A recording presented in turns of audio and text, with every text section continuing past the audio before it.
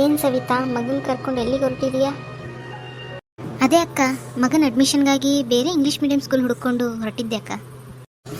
ಅಯ್ಯೋ, ನಮ್ಮ ಕೌಜಲ್ಗಿಯಲ್ಲೇ ಕರ್ನಾಟಕ ಪಬ್ಲಿಕ್ ಶಾಲೆ ಇರಬೇಕಾದ್ರೆ ಯಾಕಮ್ಮ ಬೇರೆ ಸ್ಕೂಲು?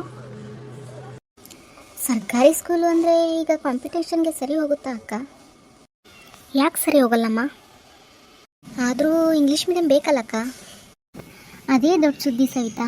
ಈ ಜೂನಿಂದ 1ರಿಂದ 5ನೇ ತರಗತಿ ತನಕ ಬೈಲಿಂಗ್ವಲ್ ಮೂಡ್ ಶುರುವಾಗ್ತಿದೆ. ಕನ್ನಡ ಜೊತೆ ಇಂಗ್ಲೀಷಲ್ಲೂ ಟೀಚಿಂಗ್ ಮಾಡ್ತಾರೆ. ಸರ್ಕಾರ ಬೈಲಿಂಗ್ವಲ್ ಸ್ಕೂಲ್ ಆಯ್ಕೆ ಮಾಡಿದ ಶಾಲೆ ನಮ್ಮದು. ನಿಜವಾ ಅಕ್ಕ? ಹೌದಮ್ಮ, ಅದು ಕೂಡ ಸಂಪೂರ್ಣ free uniform, shoes, text books, ಮಧ್ಯಾಹ್ನದ ಊಟ, ಹಾಲು ಎಲ್ಲ ಕೊಡ್ತಾರೆ. ಅದು ಚೆನ್ನಾಗಿದೆ. ಓದೇಗಿರುತ್ತೆ ಅಕ್ಕ? ಕ್ವಾಲಿಟಿ ಎಜುಕೇಷನ್ ಕೊಡ್ತಾರೆ ಸವಿತಾ.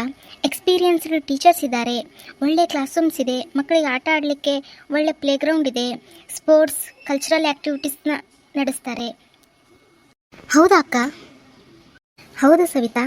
ಬಾ, ನಿಂಗೊಂದ್ಸಲ ಸ್ಕೂಲ್ನ ತೋರಿಸ್ಕೊಂಬರ್ತೀನಿ. ಸರಿ ಅಕ್ಕ, ಬನ್ನಿ ಹೋಗೋಣ.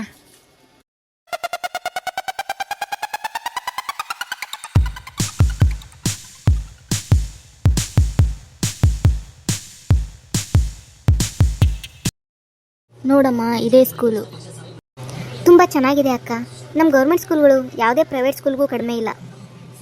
ನಿಜ ಸವಿತಾ, ಮಕ್ಕಳ ಉತ್ತಮ ಕಲಿಕೆಗಾಗಿ ಸರ್ಕಾರ ಎಲ್ಲ ರೀತಿಯಾದಂತಹ ಸೌಲಭ್ಯಗಳನ್ನು ಒದಗಿಸ್ತಾ ಇದೆ. ಹೌದು ಅಕ್ಕ, ನಾನು ಕೂಡ ನನ್ನ ಮಗನ ಗೌರ್ಮೆಂಟ್ ಸ್ಕೂಲಿಗೆ ಸೇರಿಸ್ತೇನೆ. ನನಗಿಷ್ಟೆಲ್ಲ ವಿಷಯಗಳನ್ನು ತಿಳಿಸಿದ್ದಕ್ಕಾಗಿ ಧನ್ಯವಾದಗಳು ಅಕ್ಕ.